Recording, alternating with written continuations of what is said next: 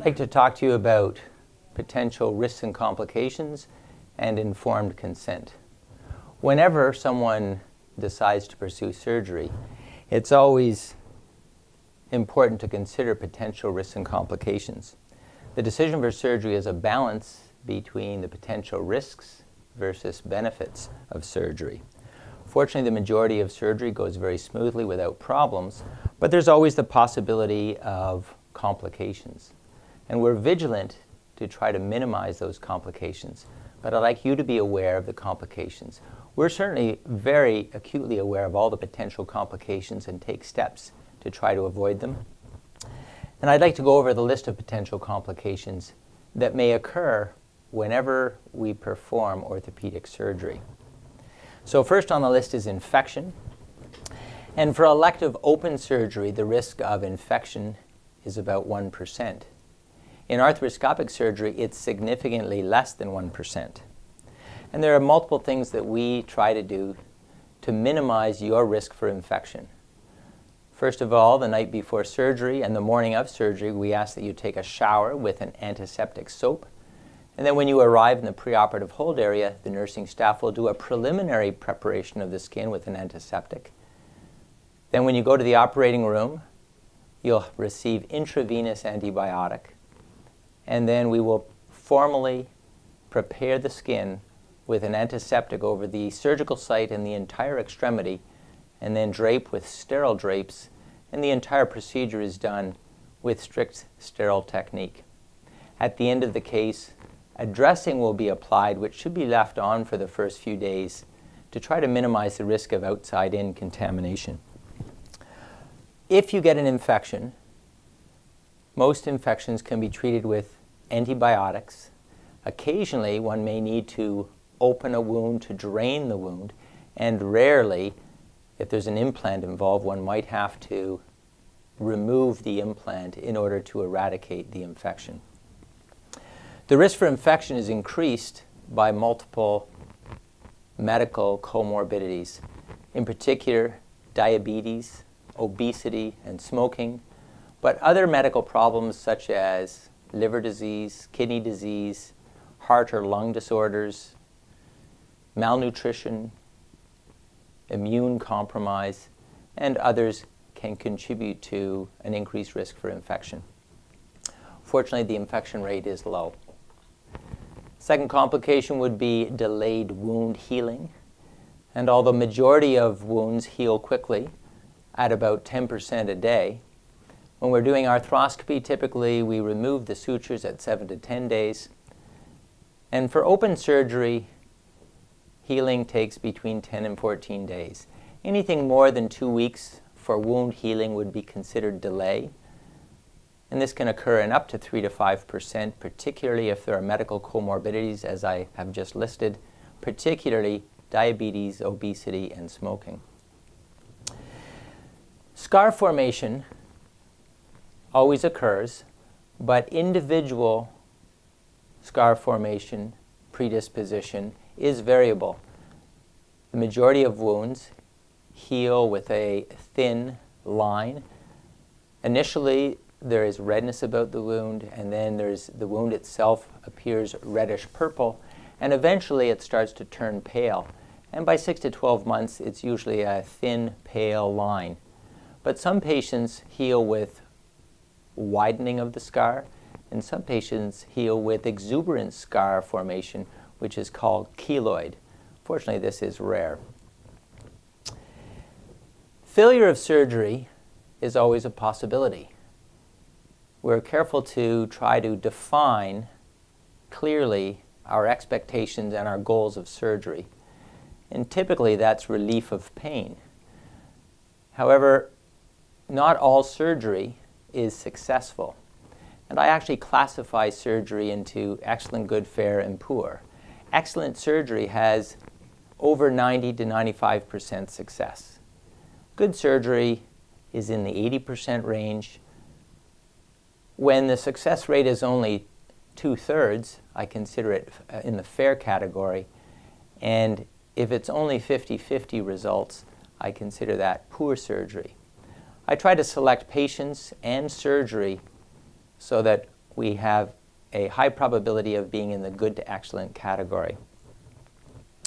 Recurrence implies that you have an initial good response to surgery, but then there is a recurrence. This could be a recurrence of symptoms, a recurrence of the problem, or even a new problem causing similar symptoms. And this can occur early or late, and it may or may not require further intervention. The other issue is arthritis. Anytime there's an injury to a joint, it does predispose that joint to the development of arthritis down the line. This is called post-traumatic arthritis. And if you have arthritis even before surgery, surgery itself doesn't eliminate the arthritis unless it's in the setting of a total joint replacement. Even osteotomies do not eliminate the arthritis, they just unweight the arthritis. And when one's doing arthroscopy, for example, the arthroscopy can treat the meniscal pathology or loose bodies, but it doesn't treat the arthritis. Certainly, arthritis is a progressive problem, and again, when there's trauma to the joint, there is the potential for progression of arthritis, which may become symptomatic weeks, months, or years down the line. This can sometimes require further surgery, and further surgery is really dependent upon the specifics of your diagnosis, the specifics of your surgery. Sometimes further surgery may require hardware removal, revision surgery, or surgery to address a new problem. And these are typically unplanned. When it's implant removal, such as plating of a fracture where we're aware that it's often symptomatic and needs to be removed, it can be planned. Others may be unplanned, and that could be months or years down the line. Potential injury to nerve or vessel is a potential complication. Speaking of nerve injuries, which can cause numbness, weakness, and pain, injury to major nerves is rare. But we have to understand that every time we incise skin, there are small skin nerves, and there can be a patch of numbness around the open incision. For example, when we do total knee replacement, everyone is numb on the outer side or lateral side of the knee because the innervation comes from the inner side to the lateral side. So when we make an incision down the front of the knee, everyone's numb laterally. In hip replacement, about 15% are numb on the outer side. With knee arthroscopy, it's rare to have numbness, but depending upon the procedure, skin numbness is not uncommon. However, there are nerves that are both motor and sensory. Those are the major named nerves, and injury to one of the motor branches can cause weakness, but fortunately, motor nerve injury is rare. Injury to vessel causes bleeding, bruising, and the potential need for transfusion. Whenever we do surgery, there's bleeding, and the extent of bleeding varies. This will cause bruising around the surgical site. Typically, the bruising will track due to gravity toward dependent areas. And this will leave initially a reddish purple coloration, which may intensify to a bluish black discoloration, and then starts to resorb and will go through the phases of green and greenish yellow and eventually resorb. Occasionally there can be some residual brownish pigmentation that remains at the site, but most of the time there's complete resorption. Arthroscopic surgery virtually never requires transfusion, whereas total joint replacement may. For example, total hip replacement, about 20% of the time may require a transfusion. In terms of major vascular injury, the risk of injury to a major vessel requiring vascular repair is less than 1 in 10,000. DVT, on the other hand, is on the venous side of the circulation. DVT is a deep vein thrombosis. This is a clot in a vein in the leg or in the upper extremity. The upper extremity is much less common. It's about 100 to 1 between lower extremity and upper extremity for DVT. And it's important to try to prevent DVT because if you have a clot in a vein in the leg, for example, if it breaks off and travels to the heart and through the heart to the lung, this is called a pulmonary embolism. And small emboli can be very symptomatic. Even though small emboli may not be dangerous, they may predict the potential for a large embolism. And if a large clot breaks off, it can actually impair the circulation, which can be life-threatening. So we pay attention. We're concerned about DVT, and we try to prevent DVT from occurring. We do that by using a sequential compression device.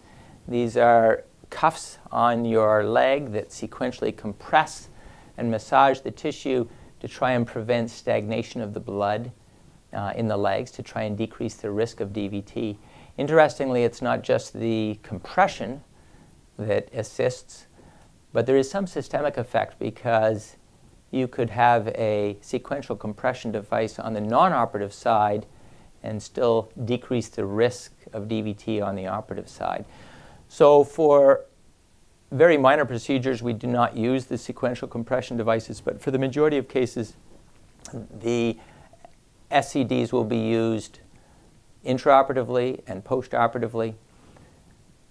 In addition, we have early mobilization and range of motion exercise, which can be helpful to minimize the risk for DVT. We also have you take a baby aspirin. And again, depending upon the procedure, we would use it for varying periods of time. More minor procedures, we don't use it very long. But for joint replacement, the baby aspirin is continued for 2 months. We also, for major procedures, use home VenaPros, which are the sequential compression devices, which are rechargeable, battery-operated SCDs called VenaPros, which you will use at home for the first month when you have total joint replacement. For arthroscopy, we don't need to use the home VenaPros. So depending upon the procedure, baby aspirin, VenaPros, and early mobilization and exercise are all elements of DVT prophylaxis.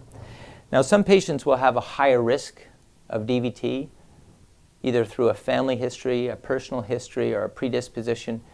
And depending upon the patient's history and the surgical procedure, it may be necessary to use anticoagulation. We used to anticoagulate all of the total joints, but with the use of baby aspirin and home VenaPros, the need for anticoagulation is much less. But there are still some patients that are high risk for DVT that will need to use anticoagulation.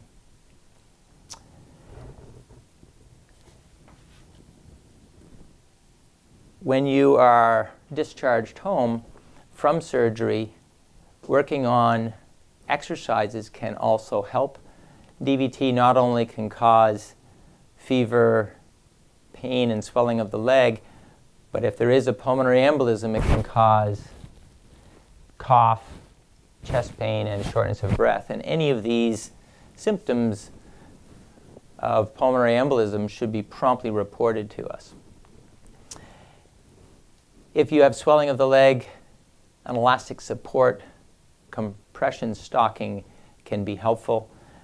We aren't routinely using elastic compression, but certainly it can be helpful to minimize swelling of the leg post-operatively. There are additional exercises that can be helpful. The ankle dorsiflexion and plantar flexion. Dorsiflexion is pulling the foot and ankle up. Plantar flexion is pointing the toe down. Is an exercise that you can do that helps to mobilize fluid from the limb. The heart pumps the fluid out to the body, and the muscles help pump the fluid back to the heart. So exercising the ankle can be helpful, along with some isometric exercises such as quad sets, which is the straight leg raise, or gluteal sets, which are the butt squeezes. And contracting the muscles can be helpful in maintaining good circulation and minimizing your risk for DVT. Another uncommon complication is CRPS, that's chronic regional pain syndrome.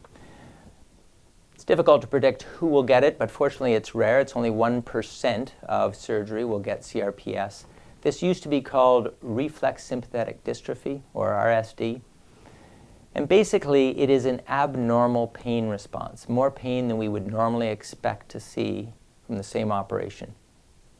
And if you get CRPS, there tends to be increased pain, swelling, stiffness, and it does prolong or slow down the recovery. Physical therapy is part of both prevention and treatment for CRPS. Those are some of the main complications that I wanted to discuss. There are functional side effects. Surgery is a form of trauma. It's a controlled and specific trauma, but nonetheless, it is associated with pain, swelling, stiffness, some decrease in range of motion, strength, and function. And post-operatively, physical therapy can help guide you through this recovery process and can try and help improve those side effects and improve range of motion, strength, and function.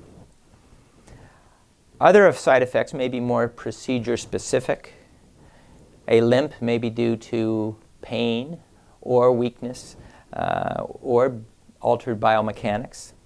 Leg length discrepancy, such as after a hip replacement, may require treatment with a small heel raise or shoe buildup. There may be altered alignment.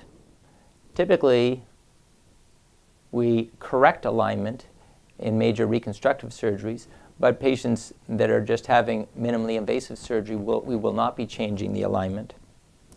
Certainly a bone fracture can occur, and if it occurs intraoperatively, it has to be addressed, but it could occur postoperatively.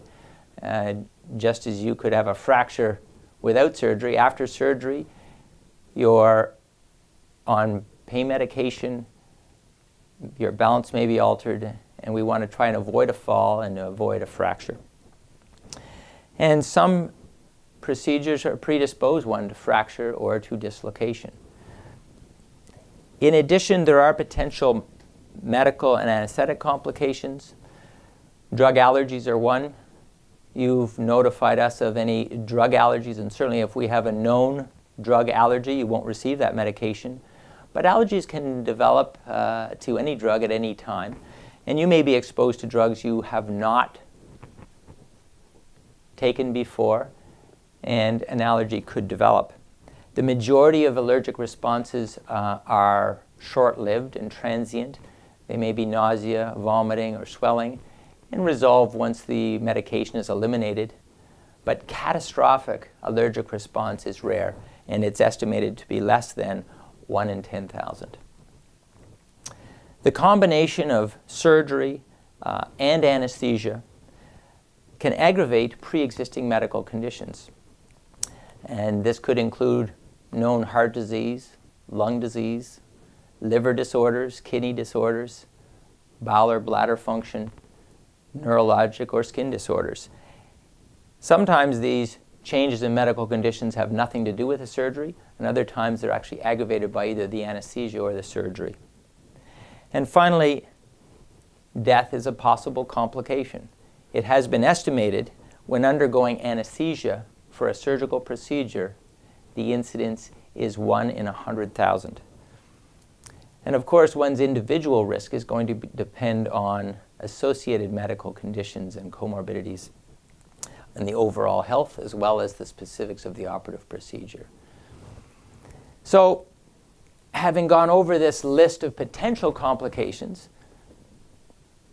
I want you to understand that this is a partial list. There may be other things that I haven't spoken of, but those are the ones that are either the more major ones, even if they're rare, or the more common ones.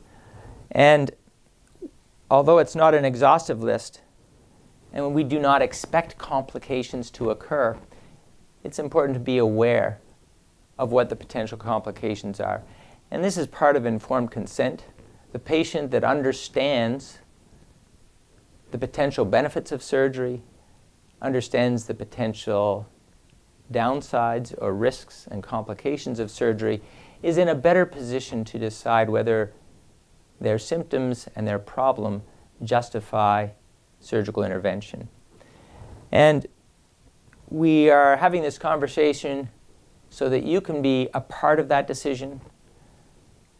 I am weighing the risks and benefits of surgery with every patient that is contemplating surgery. And we're at the point where if you decide to proceed, that we both feel that the potential benefit exceeds the potential risk. And when you go through that exercise, that is the basis of what we call informed consent. Now, having gone through this, I'd like to give you an opportunity to ask any questions. I've given you a lot of information, and it can raise questions that you may have, and I'll be happy to answer them for you.